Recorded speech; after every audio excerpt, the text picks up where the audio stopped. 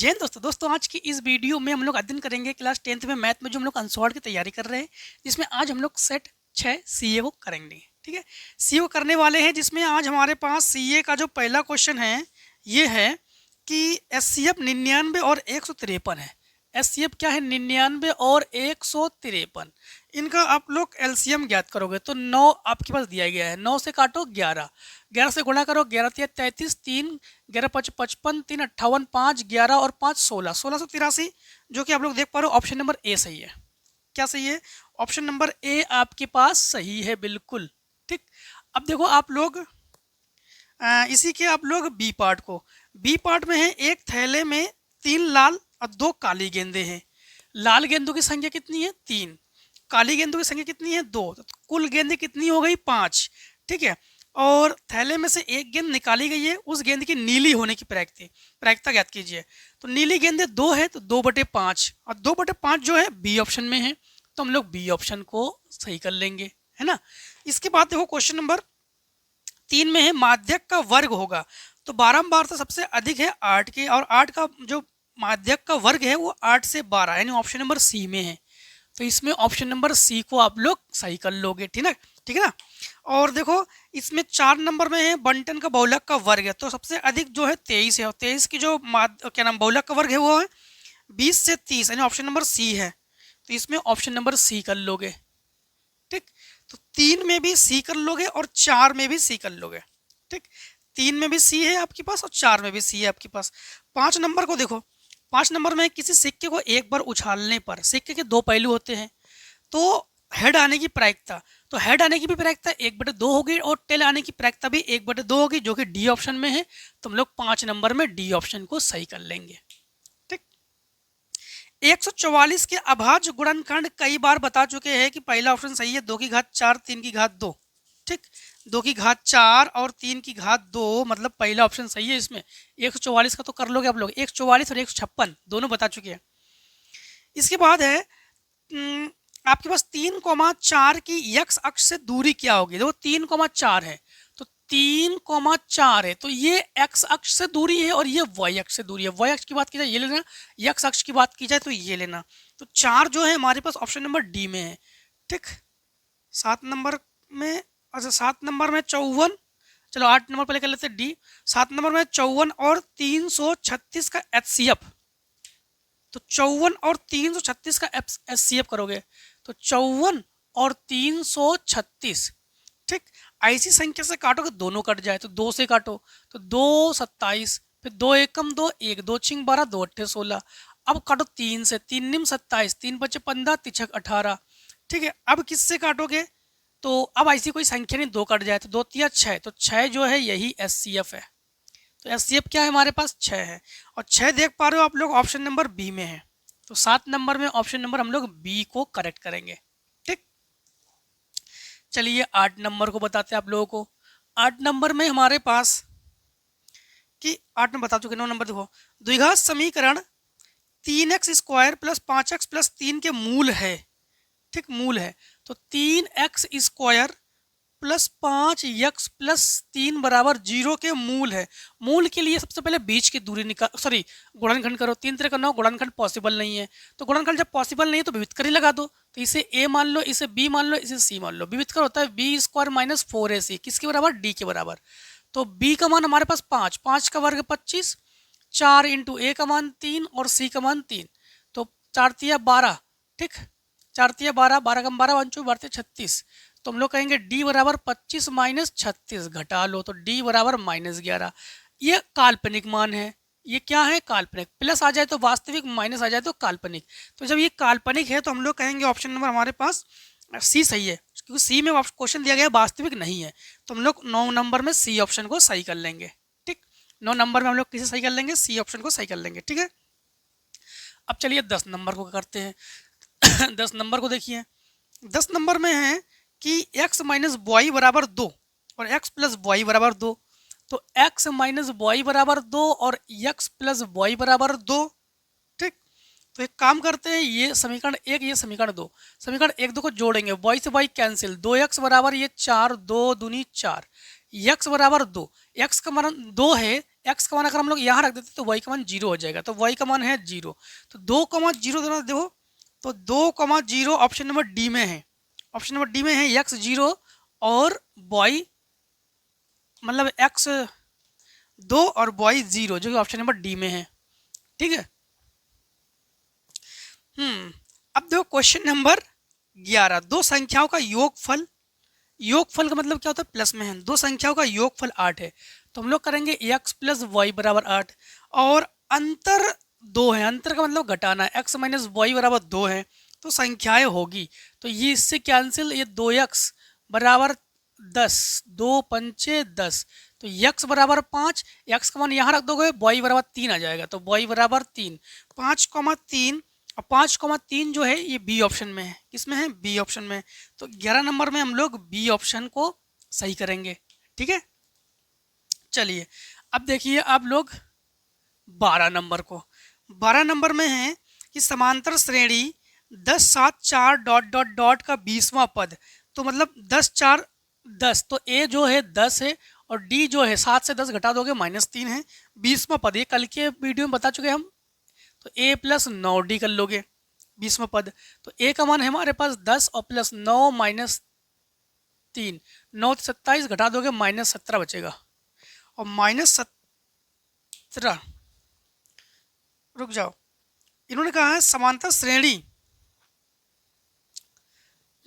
ए plus 20, अच्छा 19 D, 9 D कहाँ से, 19 डी, 19 तो -47, ठीक, -47 जो है हमारे पास ऑप्शन नंबर सी में है।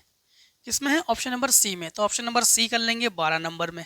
समझ गए, मतलब 20 डी का मतलब क्या है, 1 डी कम लेते हैं ना हम लोग, 1 डी कम लेते हैं हम लोग। अब देखिए आप लोग क्वेश्चन नंबर 13, 5 सेंटीमीटर, ये भी सिंपल है। देखो 5, ये 5 सेंटीमीटर त्रिज्या है और केंद्र से 13 सेंटीमीटर की दूरी पर है। तो 13 का वर्ग 169, 5 का वर्ग 25, घटा दोगे 144, जो कि 12 का वर्ग है, और 12 जो है ऑप्शन नंबर डी में है। किसमें है, ऑप्शन नंबर डी में है। इसको करा चुके कम से कम 3 सीट में करा चुके ऐसे क्वेश्चन। एक क्वेश्चन √119 आंसर आया था ऐसे सेम क्वेश्चन। इसके बाद देखो क्वेश्चन नंबर 14 नंबर, 7 सेंटीमीटर भुजा वाले दो घनों को 7 सेंटीमीटर भुजा वाले दो घनों को पिघलाकर एक ठोस बना दिया गया है। ठोस का पृष्ठीय क्षेत्रफल आप लोग ज्ञात करो। तो त्रिज्या हमारे पास क्या है, 7 सेंटीमीटर। ठीक, अब हम लोग दो घनों को 7 सेंटीमीटर भुजा वाले, तो ये भुजा है, त्रिज्या हो जाएगी 7/2। त्रिज्या चाहिए ही नहीं हमें, 7 रहने दो। अब जब दो घनों को जोड़ेंगे ना, तो देखो जैसे दो घन को जोड़ देंगे, यूं यूं यूं, ठीक, समझना। एक और घन को हम लोग जोड़ देंगे, ठीक, यूं यूं।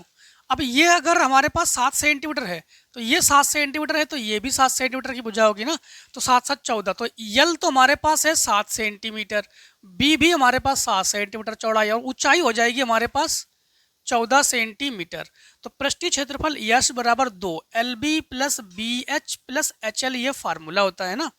तो H बराबर 2, तो 7 × 7 प्लस 7 × 14 प्लस 7 × 14 कर लेंगे, ठीक। तो ये हो जाएगा H बराबर 2, 7 7 49 और प्लस 14.70, 1484, 1498, 1498।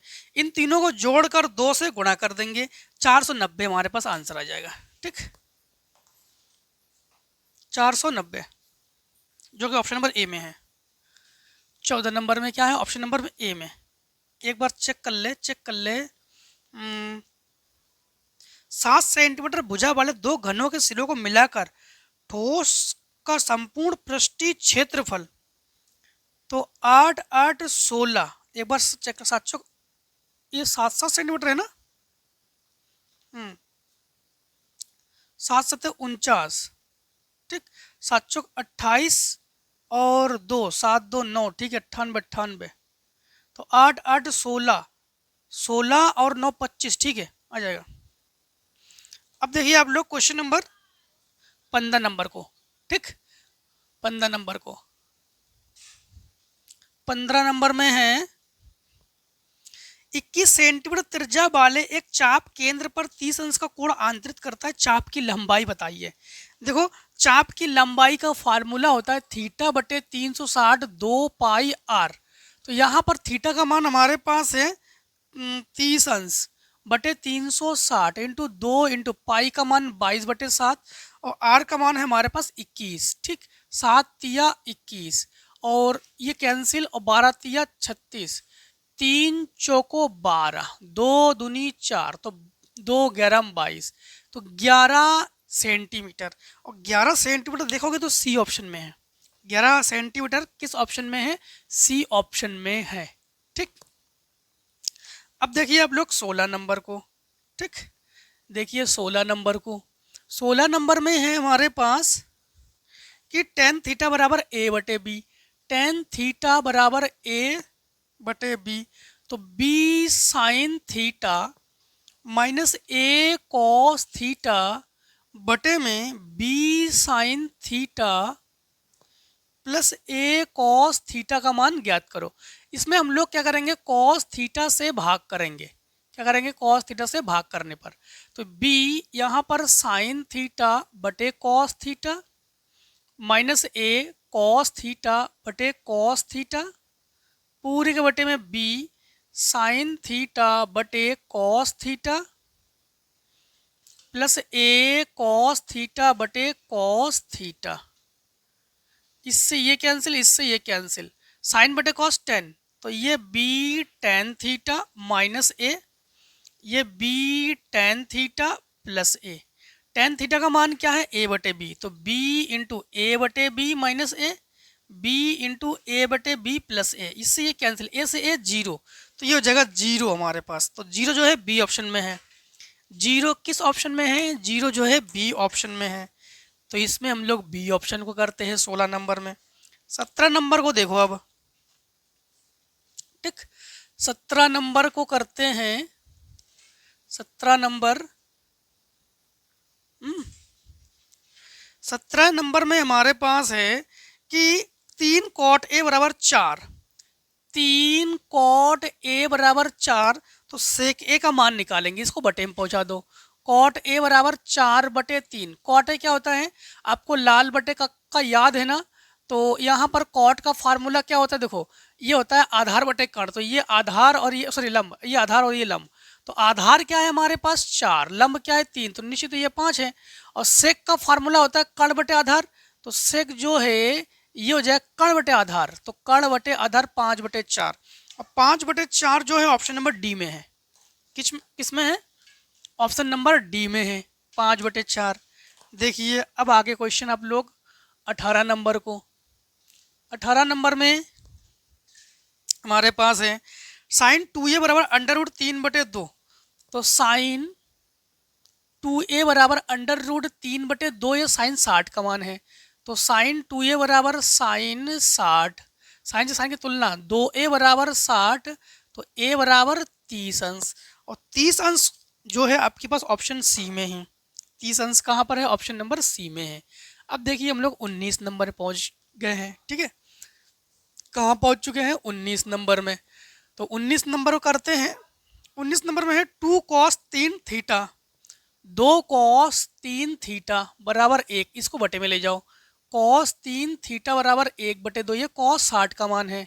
ठीक, तो cos 3 थीटा बराबर cos 60। ठीक, तो cos से cos की तुलना, 3 थीटा बराबर 60, तो ये 20 अंश। तो थीटा का मान जो है वो 20 अंश है। और 20 अंश देखोगे ऑप्शन नंबर बी में है। 20 अंश कहाँ पर है? ऑप्शन नंबर बी में है। अब देखो हम लोग एमसीक्यूज के आखिरी क्वेश्चन यानी 20 नंबर को करेंगे, है ना? एमसीक्यूज के आखिरी क्वेश्चन यानी 20 नंबर को करेंगे। तो 20 नंबर में हमारे पास है कि एक हमें आकृति दी गई है, यूं यूं और यूं और यूं। यहाँ पर ए, यहाँ पर बी और यहाँ पर सी, यहाँ पर पी, यहाँ पर क्यू। और इसमें है कि पी क्यू अनुपात बी सी 1:3 है। तो पी क्यू अगर 1 है तो बी सी 3 है। ठीक, एपी और बीपी का अनुपात होगा। तो एपी और बीपी का अनुपात पूछ दिया इन्होंने। AP और BP समझना, अगर ये 3 है, ठीक, अगर ये 3 है, अगर ये 1 है तो ये 1 है, ये 1 है। और अगर ये 1 और ये 1 है तो निश्चित है कि यहाँ से अगर ये 3 है तो फिर ये 2 सेंटीमीटर में है, तो हम लोग कहेंगे AP का मान 1 और BP का मान है 2, तो 1:2, और 1:2 को देखोगे तो ऑप्शन नंबर ए में सही है। ठीक, तो 20 नंबर में हम लोग ऑप्शन नंबर ए को सही कर लेंगे। हाँ, तो ऑप्शन नंबर ए हमारे पास सही है। चलिए अब हम लोग क्वेश्चन नंबर को करते हैं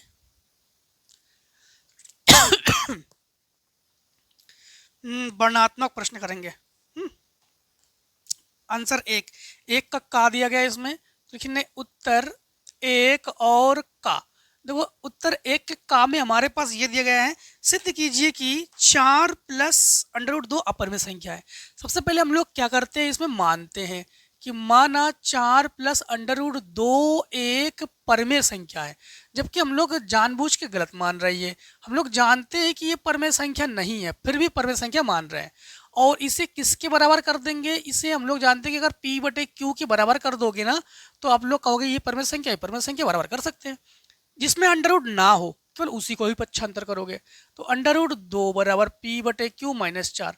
√2 क्या है, √2 एक जो है ये अपरमेय संख्या है। क्या है, ये अपरमेय संख्या है। और आप लोग यहाँ देख पा रहे हो कि ये अपरमेय संख्या है, ये परमेय संख्या है, तो ये बराबर होना पॉसिबल नहीं है। तो हम लोग कहेंगे अतः 4 प्लस √2 ठीक एक अपरमेय संख्या है, अपरमेय संख्या है। हम लोग लिखेंगे ये जो हम लोग काम किया था ना, तो यह है हमारी विरोधाभास। विरोधाभास त्रुटिपूर्ण के कारण है। ये किसके कारण है, त्रुटिपूर्ण के कारण है, बस। ठीक, अब देखिए आप लोग एक का खा के बाद एक का खा देखो। अब तो हम लोग करते हैं उत्तर 1 और खा। देखो एक के खा में हमारे पास हमें दिया गया कॉसेक थीटा 13/5 है, तो कॉट थीटा का मान बताओ। तो कॉसेक थीटा जो है वो क्या है, 13/5। अब लोग लाल बटे कक्का को जानते हो, ठीक, तो कॉसेक थीटा जो है ना वो कर्ण बटे आधार, सॉरी कर्ण बटे लंब, तो कर्ण क्या है 13 और ये लंब है 5। पाइथागोरस के प्रमेय निकाल लो, ये 12 ही आ जाएगा आपके पास। तो आपके पास उन्होंने कहा कॉट थीटा, क्या पूछा इन्होंने, कॉट थीटा। कॉट थीटा होता है आधार बटे लंब, तो 12/5, तो 12/5 ये कॉट थीटा का मान, ये कॉट थीटा का मान। चलिए एक के हम लोग करते हैं गा नंबर को। ठीक, तो लिखेंगे उत्तर 1 का गा। उत्तर 1 और गा। एक के गा नंबर में हमारे पास है 14 सेंटीमीटर त्रिज्या वाले वृत्त के त्रिज्यखंड का क्षेत्रफल ज्ञात कीजिए जिसका कोण 360 अंश है। तो त्रिज्यखंड का कोण, तो त्रिज्यखंड का क्षेत्रफल क्या होता है, त्रिज्यखंड का क्षेत्रफल ये होता है θ/360 πr²। ठीक, थीटा का मान हमारे पास क्या दिया गया है, 30 अंश। तो हम लोग लिखेंगे 30 अंश बटे 360, पाई का मान 22/7, आर का मान हमारे पास क्या है 14 × 14, इससे कैंसिल, ये 12। ठीक, 7 दूनी 14, 2 छंग 12, ये आधा करो 11, ये आधा करो 3। अब हम लोग जब गुणा कर लेंगे 14 एकम 14 और 14 और 1 15/3 स्क्वायर सेंटीमीटर। आप चाहो तो भाग करके भी कर सकते हो, मतलब पॉइंट में, या यही छोड़ दो। देखो इसे घा नंबर को। ठीक, तो लिखेंगे उत्तर 1 और घा। एक के घा में जो वर्ग अंतराल है हमारे पास, वर्ग में है 0 से 10, 10 से 20, 20 से 30, 30 से 40, 40 से 50 और 50 से 60। इसके बाद है बारंबारता, यप में हमारे पास 5 8 20, 5 8 20, 15 7 और 5। हम लोग क्या करते हैं, माध्यिका ज्ञात कीजिए। माध्यिका में ना संचयी बारंबारता निकालते हैं हम लोग, और संचयी बारंबारता में हम लोग बारंबारता को जोड़ते हैं। 5 8 5 13, 13 और 20 33, और ये 38 48, और ये 2 50 55, और ये 5 60। यही हमारे पास n है। और 1 2 3 1 2 3, इन दोनों में ये मैक्सिमम है, तो ये हमारे पास EF है। जस्ट इसके सामने वाले को हम लोग L लेंगे, इसके ऊपर वाले को हम लोग CF लेंगे, ठीक। और H जो है हमारे पास कितने का अंतर है, 10 का अंतर है, ठीक। अब हम लोग माध्यिका का फार्मूला लगा देंगे। यहाँ पर क्या लगा देंगे, माध्यिका का फार्मूला। तो माध्यिका का फार्मूला जो है ये होता है L plus N/2 minus CF बटे F इंटू H, ठीक।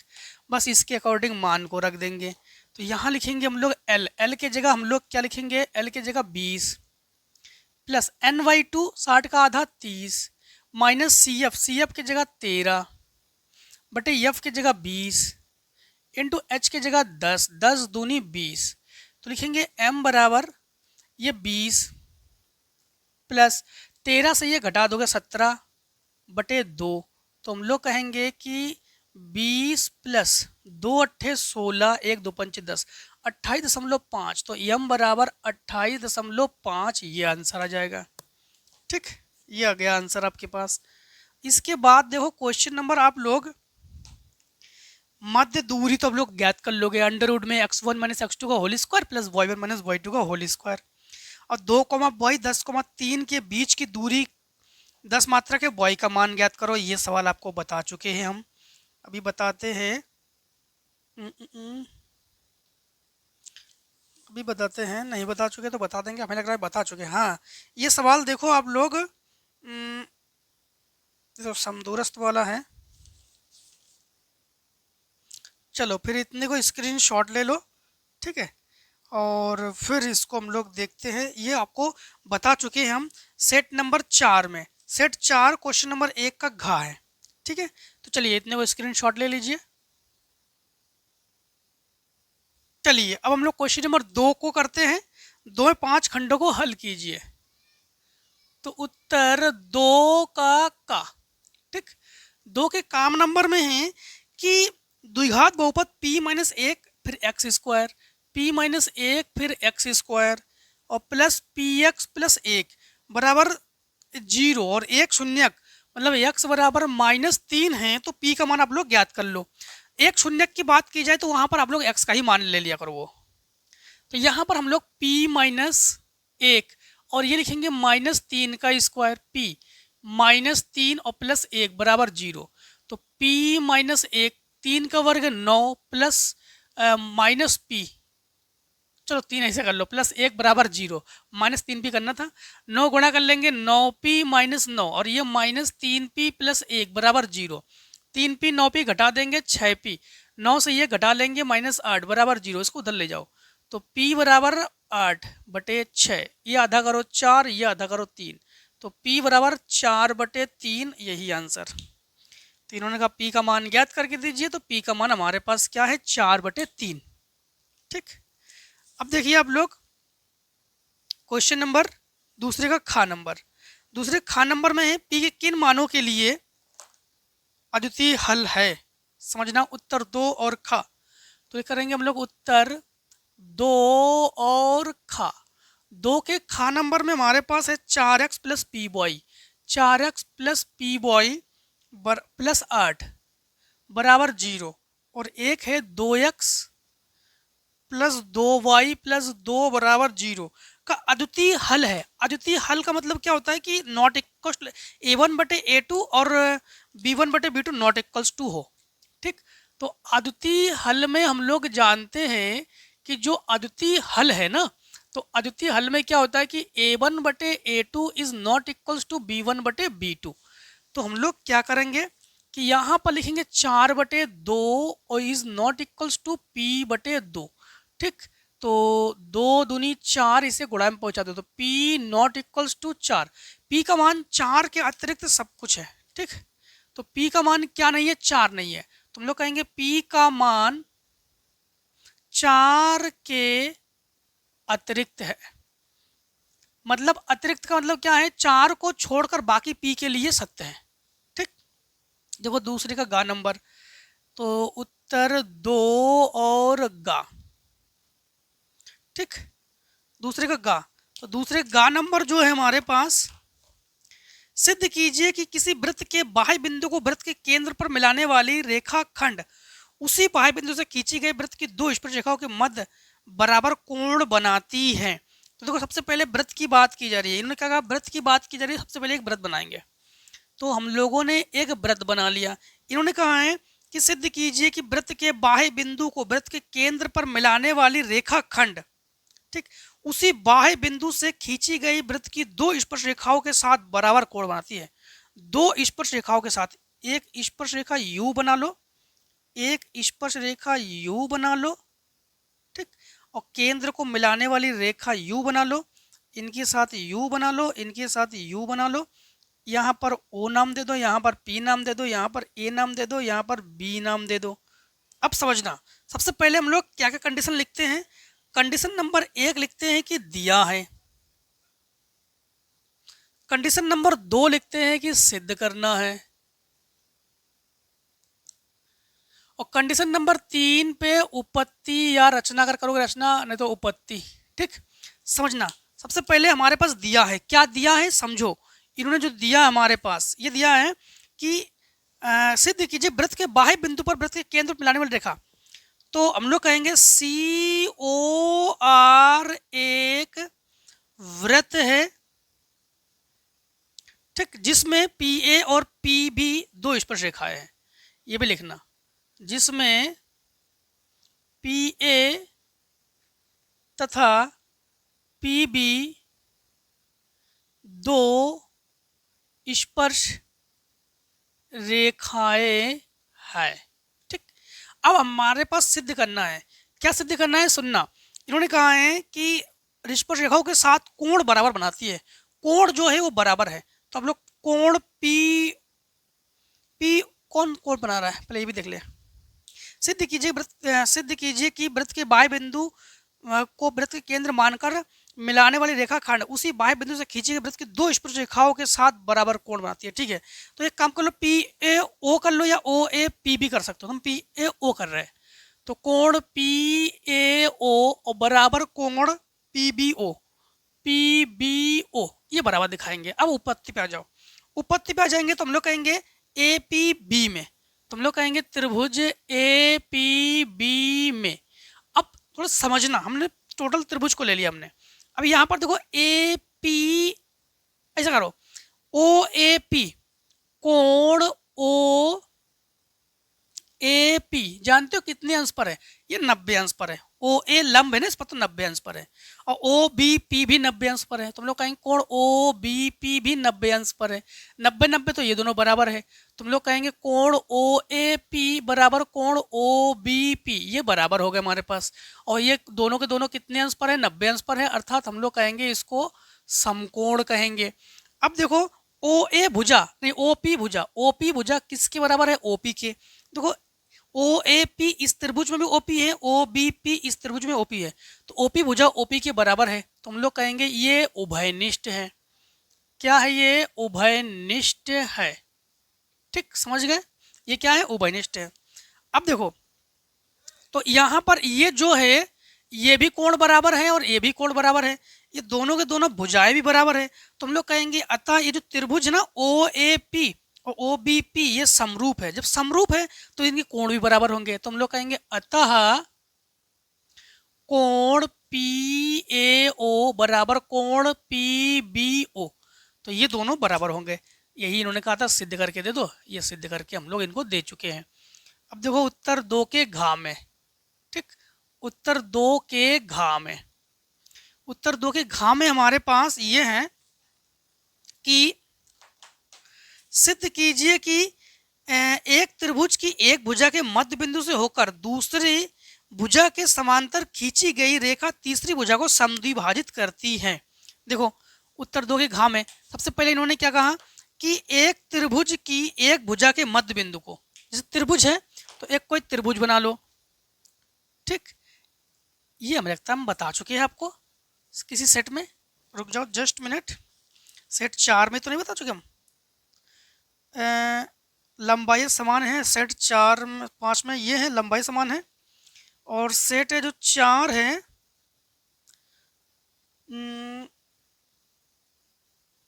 किसी सिद्ध कीजिए समांतर कीजिए अन्य बुझाओ के। हाँ, इस सेट देखो 4 2 का खा, इसे देख लो सेट 4 2 खा, इसे आप लोग देख लो, इसे कहाँ देखोगे, सेट 4 और 2 के खा में। ठीक, सेट 4 और क्वेश्चन नंबर 2, क्वेश्चन नंबर 2 के किस में है, कहाँ गया ये, 2 का खा, तो 2 के खा में देख लो आप लोग, जिसको हम बता चुके हैं, है ना, इसे ही बता चुके हैं। अब देखो आप लोग दूसरे के आप लोग इंडिया नंबर को माद निकालोगे। ठीक, इंडिया नंबर को माद निकालोगे आप लोग, तो उत्तर 2 और इंडिया, 2 के इंडिया नंबर में हमारे पास है वर्ग अंतराल 120, 120 से 130, 130 से 140, 140 से 150, 150 से 160, ठीक, 160 से 170। हाँ, इसके बाद हम लोग लिखेंगे बारंबारता को, जो कि है 2 8 12, 2 8 12 20 और 8। यहाँ पर ना हम लोग x को निकालेंगे और फिर fx को निकालेंगे, क्योंकि हम लोग माद निकालेंगे, माद में इतनी चीज को हम लोग निकालते हैं। ठीक है,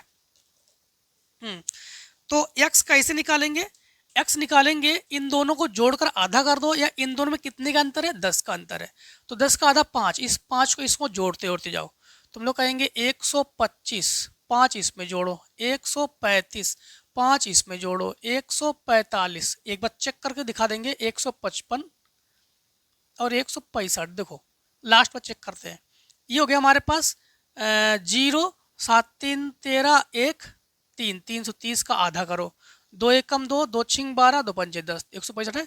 अब गुणा करो, 5 दूनी 10, 1 2 दूनी 4 और 1 5, 2 एकम 2, 8 40 0, ठीक, और 8 3 24, 25 26 28 और 8 2 10, 12 पंचे 60 6, 12 पंचे 12 दूनी 24, 12 36, 12 चौक 48, 48 और 6, तो ये हो गया 54, तो बचे 5, ठीक, 12 और 5 17, और ये 0 2 पंचे 10 हासिल 1, 2 पंचे 10 और 1 11, 1 2 और 1 3, 8 45 4, 8 पंचे 48 और 4 52 5, 8 5 13। अब हम लोग क्या करेंगे, सिग्मा एफ को जोड़ेंगे और एफ को जोड़ेंगे। ठीक, तो हम लोग कहेंगे यहाँ पर जब एफ को जोड़ेंगे तो उसे कहेंगे सिग्मा एफ, तो 2 8 10, 10 और 20 30, 30 और 20 50, तो ये 50, और सिग्मा एफ एक्स, इन्हें जोड़ो, 0 0 0 0 0, तो ये 0, इन्हें जोड़ो, 8 5 13, 13 और 4 17 और 2 19 1, 3 और 1 4 और 1 5, 5 और 7 12, 12 और 2 14, 1 1 और 1 2, 2 3 5 6 7। अब हम लोग कहेंगे समांतर माध्य का फार्मूला होता है हमारे पास x बार बराबर सिग्मा f बटे सिग्मा, मतलब सिग्मा एफ एक्स बटे सिग्मा एफ, तो ये हमारे पास है 7490 बटे सिग्मा एफ का मान है 50, इससे काटो, 5 से भाग करो, अब x बार बराबर 5 एकम 5 2 24, 5 को 20, ठीक, 5 एकम 5 2 24, 5 को 20, फिर 49, 5 नियम 45, फिर से एक बार 5 एकम 5 2 बचेगा, 24 हो जाएगा, 5 को 20, 4 बचेगा हमारे पास, 49 हो गया, 5 नियम 45, फिर 4 बचे, 5 अट्ठे 40, ठीक, तो लगभग 149.8। ठीक है, क्या दे रहे हैं आपके अनसॉल्व में आंसर, एक बार इसका अनसॉल्व में भी आंसर चेक कर लेते हैं। दूसरे का 11 नंबर में आंसर है क्या? 149, ठीक है। अब देखो 4 नंबर को, तो दूसरे के 4 नंबर को करते हम लोग, ठीक। तो दूसरे के 4 नंबर को करते हैं हम लोग, तो यहीं पे कर लेंगे उत्तर 2 और 4। देखिए दूसरे के 4 नंबर में हमारे पास ये दिया गया है कि एक थैले में लाल लाल जो है वो 3 है और काली जो है वो 5 है, ठीक। तुम लोग कहेंगे लाल जो है वो 3 है और काली जो है वो 5 है, ठीक। और कुल गेंदें फिर कितनी हो जाएगी? कुल गेंदें हो जाएंगी हमारे पास 5 3 8, ठीक। थैले में गेंदें हैं।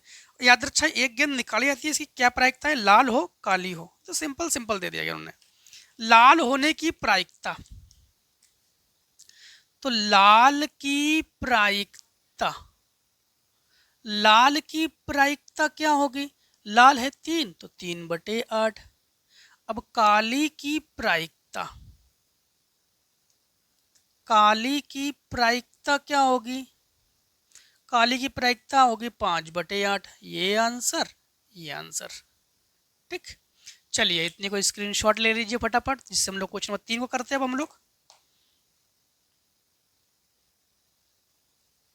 चलिए अब हम लोग क्वेश्चन नंबर 3 को करते हैं, ठीक। क्वेश्चन नंबर 3 को देखो, तो करेंगे उत्तर 3। 3 में है किसी समांतर श्रेणी का प्रथम पद 5 है, तो a बराबर 5, और इसके बाद है कि अंतिम पद 64 है, तो l बराबर हम लोग कहेंगे कि 64 है, और सभी पदों का योगफल 400 है। पदों का योगफल यश बराबर हमारे पास 400 है, तो पदों की संख्या बताओ। तो n बता दो आप लोग, और सार्वंतर को d को बता दो आप लोग। तो एक काम करते हैं, सबसे पहले l का ही फार्मूला लगा देते हैं, ठीक है। यहाँ पर तो यल बराबर फार्मूला क्या होता है? यल बराबर फार्मूला होता है a plus n minus 1 into D. तो यल के जगह हम लोग रखेंगे 64 बराबर a के जगह रखेंगे 5 plus n minus 1 into D. 64 को 5 को इधर ले आओ, तो n माइनस 1 इंटू डी के जगह 64 माइनस 5 कर देंगे। n माइनस 1 इंटू डी के जगह 64 माइनस 5 कर लो, 14 से 9 यानी 5 59। अब एक काम करेंगे हम लोग, एच का फार्मूला लगा देंगे, है ना। तो एच बराबर फार्मूला जो है ये होता है n/2 ब्रैकेट में a प्लस एल, या फिर a का मान है l का मान है, इसे तो आराम से हम लोग ज्ञात कर सकते हैं। तो यहाँ पर h का मान है 400, ठीक। और n का मान हमें नहीं पता, बटे 2। a का मान हमारे पास है 5 और l का मान हमारे पास है 64, ठीक। इन दोनों को जोड़ लो, 64 ही तो है, क्योंकि कैंसिल तो होगा नहीं, पूर्ण संख्या आएगी नहीं। चलो फिर देखते हैं, इसे गुणा में पहुंचा दो, तो 400 इंटू 2 बराबर n इंटू ये हमारे पास 64 5 69, 69 को बटे में ले आएंगे, तो n बराबर 400 इंटू 2/69। एक बार n का मान जरा चेक कर ले, क्योंकि ऐसा है, क्योंकि ये तो आने वाला है नहीं, क्योंकि पूर्ण संख्या है नहीं, तो प्रश्न त्रुटिपूर्ण है। डायरेक्ट कर दिया। देखो यहाँ पर हम भी यही आपसे कह दे रहे हैं कि प्रश्न त्रुटिपूर्ण है। रीजन, क्योंकि देखो यहाँ पर ना पूर्ण संख्या नहीं आ रही है। जब पूर्ण संख्या नहीं है तो हम लोग कहेंगे n पूर्ण संख्या नहीं है, अतः, ठीक, अतः प्रश्न त्रुटिपूर्ण है। इस समय हमें याद तो नहीं है, लेकिन आपको एक चीज़ बता दें कि जो इंग्लिश मीडियम वाले बैच है ना, उसमें हम सेट 6 करा चुके हैं। उसको एक बार आप लोग जरूर देख लीजिए कि यहाँ पर कुछ वैल्यूज़ वगैरह चेंज होंगे शायद, ठीक है। एक बार उसको भी चेक कर लीजिए, ठीक है। इंग्लिश मीडियम बैच को सेट 6 कोई देख लीजिए। चलिए अब हम लोग करते हैं तीसरे के बाद चौथा नंबर। ये तो आप लोग समीकरणों को हल कर ही लोगे। चौथा नंबर देखो, ठीक। तो करते हैं उत्तर 4। उत्तर 4 में है एक ठोस शंकु के आकार का है। ठोस जो है शंकु के आकार का है, जो एक समान आधार वाली त्रिज्या के अर्धगोले पर अध्यारोपित है। अच्छा, अर्धगोले पर अध्यारोपित है, तो ये एक अर्धगोला है, ठीक। इस अर्धगोले पर शंकु है, इस अर्धगोले पर शंकु है, त्रिज्या बराबर है। यदि अर्धगोले का वक्रपृष्ठ शंकु का वक्रपृष्ठ बराबर हो तो शंकु त्रिज्या और ऊंचाई में अनुपात ज्ञात कीजिए। तो मान लो कि इसकी ऊंचाई जो है ये h मीटर में है और त्रिज्या r मीटर में है, सेंटीमीटर या मीटर जो भी मान लो। अब देखो इन्होंने कहा है कि यदि अर्धगोले का वक्रपृष्ठ और शंकु का वक्रपृष्ठ समान हो तो शंकु की त्रिज्या और ऊंचाई का अनुपात आप लोग ज्ञात कीजिए। तो हम लोग कहेंगे अर्धगोले का जो वक्रपृष्ठ है, अर्धगोले का वक्रपृष्ठ ये बराबर है शंकु का वक्रपृष्ठ। तो शंकु के वक्रपृष्ठ के बराबर है। अर्धगोले का वक्रपृष्ठ होता है 2 पाई आर स्क्वायर, शंकु का वक्रपृष्ठ पाई आर एल, पाई से पाई और एक आर से ये कैंसिल, तो 2r बराबर एल। तो 2r जो है वो l के बराबर है। l का फार्मूला होता है अंडर रूट में h square plus R square. दोनों पक्षों में हम लोग वर्ग कर लेंगे। दोनों पक्षों में तब वर्ग करते हैं जब अंडर रूट को हटाते हैं। तो दोनों पक्षों में क्या करने पर, वर्ग करने पर। तो ये 2r का स्क्वायर बराबर अंडर रूट में h स्क्वायर प्लस r का होल स्क्वायर से ये कैंसिल, 2 का वर्ग 4r square, h square plus r square, इसको इधर ले आओ। तो 4r square minus r square बराबर h स्क्वायर, घटा लो 3r स्क्वायर और h स्क्वायर। किस किस में अनुपात निकालेंगे हम लोग, त्रिज्या और ऊंचाई, त्रिज्या ऊंचाई, इसके इंटू में एक मान लो, इसके बटे में, इसको इसके बटे में। तो आर स्क्वायर बटे एच स्क्वायर बराबर 1/3, इसको हटाएंगे रूट चढ़ा देंगे। तो आर बटे एच बराबर ये 1/√3, अर्थात आर अनुपात एच जो है वो 1/√3 के बराबर है।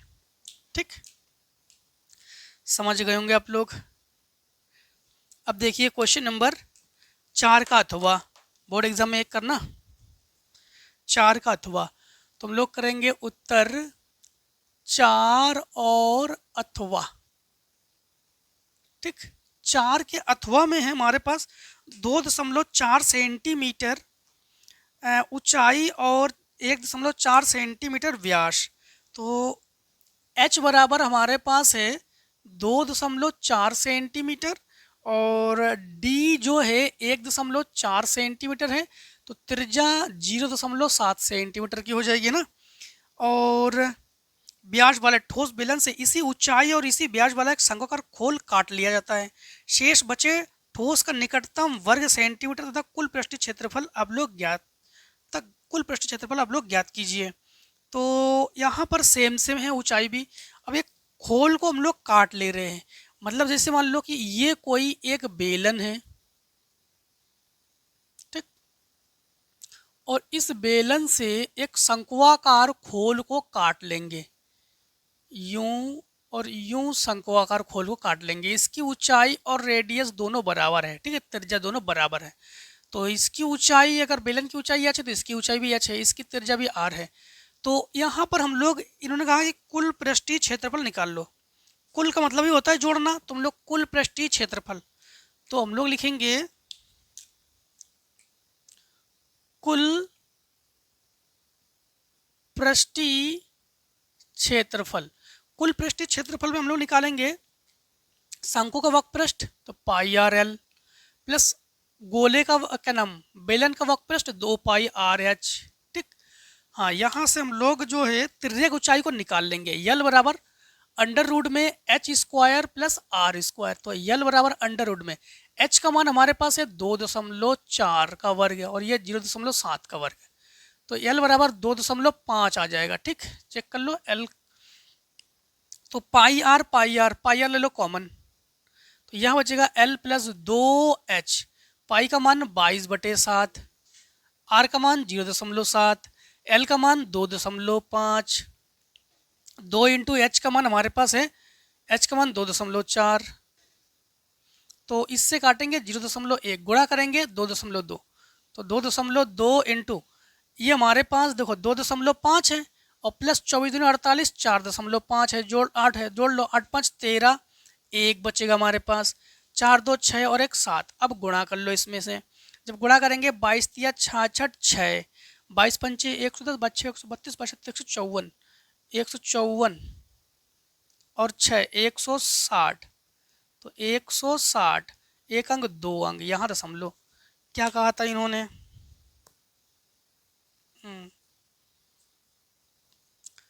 तो 16.6, इनका आंसर आ रहा है 18। कुछ छोटा क्या? अच्छा, पृष्ठी खोल काटेंगे, पृष्ठी खोल काटेंगे। एक चीज और समझना, जब पृष्ठी खोल काटेंगे, यहाँ से काट लिया जाएगा तो क्षेत्रफल भी तो निकालोगे। तो प्लस पाई आर स्क्वायर, तो एक काम कर रहे हैं, पाई आर स्क्वायर को अलग से निकाल दे रहा है आपको, ठीक है।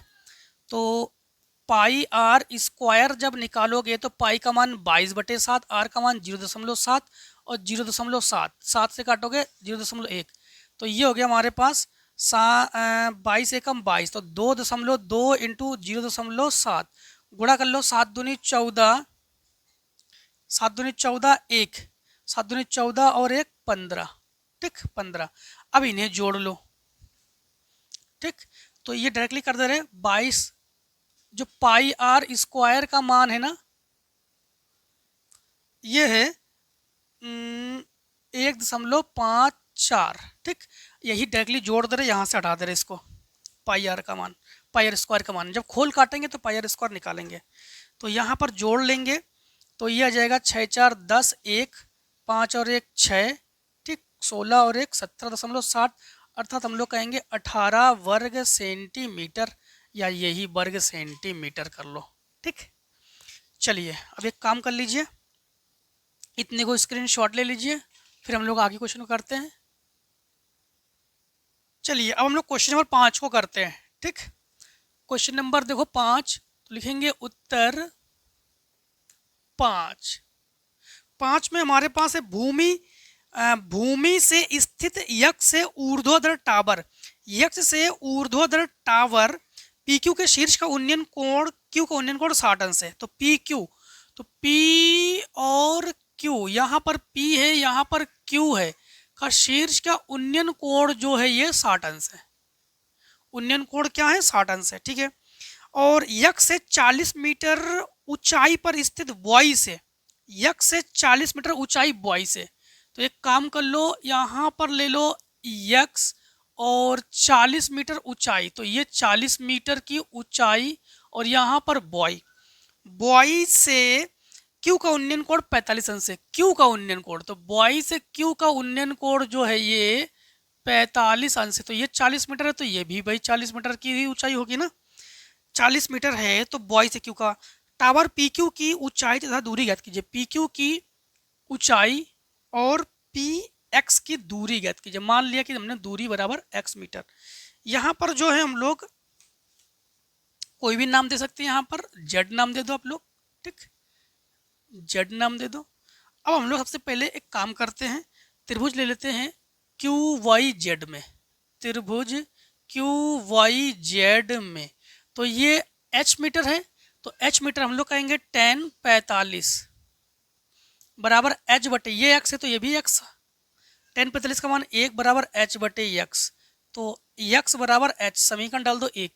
अब ले लो QXP में, तो त्रिभुज QXP में लंब बटे आधार 10 के लगाएंगे, तो 10 60, लंब बटे आधार तो h प्लस 40 बटे x, 10 60 का मान √3, √3 बराबर h प्लस 40 बटे x का मान हमारे पास क्या है? x का मान है h, तो यहाँ h को ले जाओ, तो √3h बराबर h प्लस 40, इसे इधर ले आओ, तो √3h माइनस h बराबर 40, h ले लो कॉमन, तो √3 माइनस 1 बराबर 40, इसे बटे में ले आओ, तो h बराबर 40 बटे √3 माइनस 1। अब अंडर रूट की कोई भी संख्या नीचे हो तो इस ऊपर नीचे गुणा कर लिया करो कि ये अपर में संख्या होती है, तो h बराबर 40 और ये √3 प्लस 1, देखो ये वर्गांतर का फार्मूला हो गया है, तो √3 का स्क्वायर माइनस 1 का स्क्वायर, वर्गांतर का फार्मूला जानते हो ना, वर्गांतर का फार्मूला, अगर एक कोष्टक में a प्लस बी और एक कोष्टक में a माइनस बी हो तो ये a square minus B square का रूप है, तो उसी प्रकार से √3 का भी वर्ग कर लेंगे और 1 का भी वर्ग कर लेंगे, तो इससे हम लोग ये कैंसिल कर लेंगे, तो ये बचेगा हमारे पास 40, √3 प्लस 1 बटे 2 काटोगे तो 20, तो h बराबर 20 और अंडर रूट 3 प्लस 1 मीटर। चाहो तो आप लोग अंडर रूट 3 का मान रख सकते हो, इन्होंने मान के लिए नहीं कहा है तो मान रख सकते हो। ठीक, अब दूरी निकालेंगे हम लोग। तो दूरी जब ये तो पी क्यू है, रुक जाओ, ये h का मान है। ठीक, इन्होंने क्या कहा, इन्होंने कहा है कि दोनों की दूरी, तो पी क्यू की दूरी, तो ये तो जेड और क्यू की दूरी, तो हम लोग कहेंगे पी क्यू की दूरी, तो ये हमारे पास है 20 अंडर रूट 3 प्लस 20, अंदर जब गुणा करेंगे इनमें इनमें, और ये है 40, तो जोड़ोगे तो 60, तो पी क्यू बराबर 20 अंडर रूट 3 प्लस 60, 20 ले लो कॉमन, तो पी क्यू बराबर 20, जब कॉमन लेंगे तो अंडर रूट 3 प्लस 20 दिया 60। अब ये पी क्यू की दूरी है। अब हम लोग पी एक्स की दूरी भी निकालेंगे। ठीक, तो हम लोग कहेंगे h का मान, समीकरण h और x बराबर है, तो हम लोग कहेंगे h और x जब बराबर है तो पी एक्स जो है ना, पी एक्स की जो दूरी होगी 20 अंडर रूट 3 प्लस 1 और मीटर। ठीक, अब देखो आप लोग 5 का अथवा, ठीक, 5 का अथवा, 5 के अथवा में हमारे पास क्वेश्चन में ये दिया गया है कि एक प्रकाश स्तंभ के शिखर से देखने पर दो जहाजों के अवनमन कोण 30 अंश और 45 अंश है। तो जहाजों के जो अवनमन कोण है, तो 36 से देखोगे तो नीचे से देखोगे, दो जहाज है, अवनमन कोण क्या है, 30 अंश है और 45 अंश है। तो अवनमन कोण के लिए यूं दिखा दो आप लोग। ठीक है। इसके बाद प्रकाश से एक ही और जहाज के ठीक 50 मीटर पीछे दूरी पर है, समुद्र से प्रकाश स्तंभ की दूरी ज्ञात कीजिए, ऊंचाई ज्ञात कीजिए। तो एक काम कर लेते हैं, मान लिया ऊंचाई h मीटर है और ये 50 मीटर दूरी पर है, इसकी ऊंचाई हमने, इसकी दूरी x मीटर मान ली हमने, ए बी सी और डी। ठीक, ए बी सी और डी। अब यहाँ पर हम लोग जो है दूरी को ज्ञात करने वाले हैं, तो एक काम करते हैं, सबसे पहले त्रिभुज ले लेते हैं। त्रिभुज ए सी डी में, त्रिभुज ए सी डी में लंब बटे आधार tan का फार्मूला होता है tan 45 बराबर h बटे x, tan 45 का मान 1 बराबर h बटे x, गुणा में पहुंचा दो तो x बराबर h, समीकरण डाल दो 1। अब ले लो त्रिभुज ए बी डी में, त्रिभुज ए बी डी में, तो ए बी डी में तो tan का ही फार्मूला, तो tan 30 लंब बटे आधार तो h बटे 50 प्लस x, tan 30 का मान 1 बटे अंडर रूट 3, h बटे 50 प्लस यक्स, इसके साथ गुणा इसके साथ गुणा, तो 50 प्लस यक्स बराबर अंडर रूट 3h। x का मान क्या है हमारे पास h, तो 50 प्लस h बराबर अंडर रूट 3h, इसे इधर ले जाओ तो under root 3h minus h बराबर 50, h कॉमन ले लो, अंडर रूट 3 माइनस 1 बचेगा, इसके भाग में ले आओ तो h बराबर 50 बटे under root 3 minus 1। Under root की कोई भी संख्या नीचे हो ऊपर नीचे गुणा कर लिया करो, ये वर्गांतर का फार्मूला अभी बता चुके आप लोगों को है ना। तो प्लस 1 बटे ये वर्गांतर 2 आ जाएगा, कैंसिल करोगे 25, तो h का जो मान है 25 और अंडर रूट में 3 प्लस 1 मीटर। वैसे तो उन्होंने अंडर रूट 3 का मान रखने के लिए तो नहीं कहा, तो आप लोग यही रख लो। ठीक, समझ गए ना आप लोग। चलिए, आज हम लोगों ने सेट 6 को भी कंप्लीट कर लिया है। ठीक है, अब हमारे पास आखिरी सेट है सेट 7 CB, उसको भी हम लोग कल की वीडियो में ख़त्म कर देंगे। ठीक है, तो आई होप कोई डाउट नहीं है। अगर फिर भी आप लोगों को कोई भी डाउट हो तो कमेंट सेक्शन में आ जाओ। कमेंट आप लोगों के लिए, केवल आप लोगों के लिए है, बस कमेंट सेक्शन में आओ, अपनी जो भी डाउट है बताओ, डाउट आपको सारे क्लियर करा दिए जाएंगे। ठीक है, तो मिलते हैं दोस्तों नेक्स्ट वीडियो में। आज की वीडियो को दोस्तों यही भी समाप्त करते हैं। जय हिंद, जय भारत। आप लोग स्वस्थ रहिए, मस्त रहिए और इस प्रकार से हर एक वीडियो हमसे मिलते जरूर रहिए। Take a screen shot.